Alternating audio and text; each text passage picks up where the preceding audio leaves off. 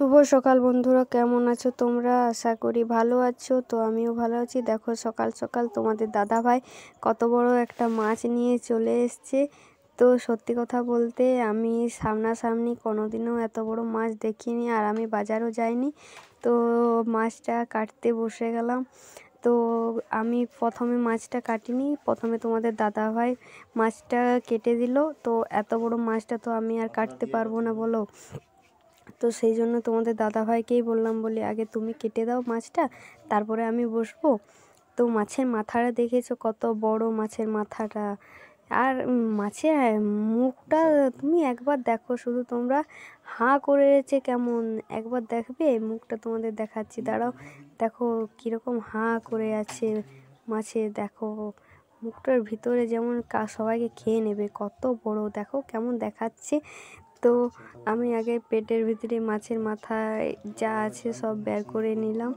তো বের করে নেওয়ার পরে আর কিছুতেই তো আমি মাছটা কাটতে পারছি না, মাছটাকে আবার গোটা করার চেষ্টা করছি।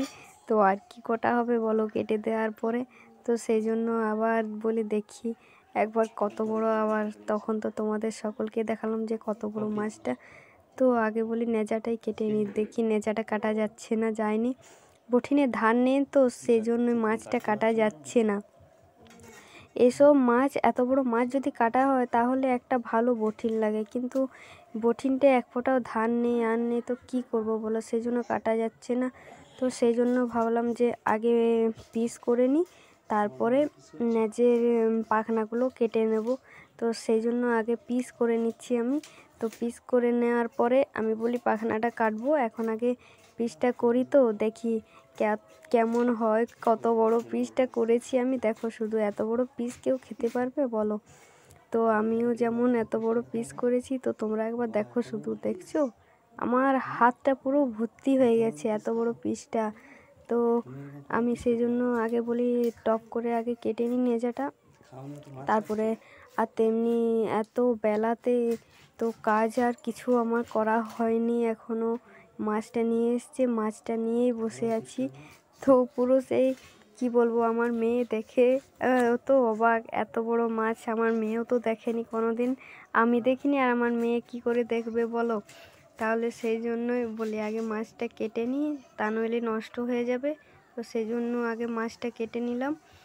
তো তারপরে বলি সব কাজ করব। আর নেজার পাখনাগুলো কিছুতেই কাটা যাচ্ছে না, দেখো বঠিনে একটুকুও ধার নেই, এক ফোঁটা ধার নেই। তার সেই জন্য আমি কাটারি নিয়ে নেজার পাখনাগুলো কাটতে বসে গেছি। তো দেখো পাখনাগুলো কাটছি, এত শক্ত কাটারিয়ে কাটার পরও কিছুতেই কাটা যাচ্ছিল না, তাও যা হোক করে নেজার পাখনাগুলোকে কেটেছি। তো দেখতে পাচ্ছ, দেখো। তো ঠিক আছে বন্ধুরা, তো তোমাদের সাথে আবার পরে কথা বলবো। বাই বাই সবাই, তোমরা ভালো থেকো, সুস্থ থেকো। আবার আসবো অন্য ব্লগ নিয়ে। তো তার আগে আমি মাছটা কেটে নিয়ে, আচ্ছা বাই বাই।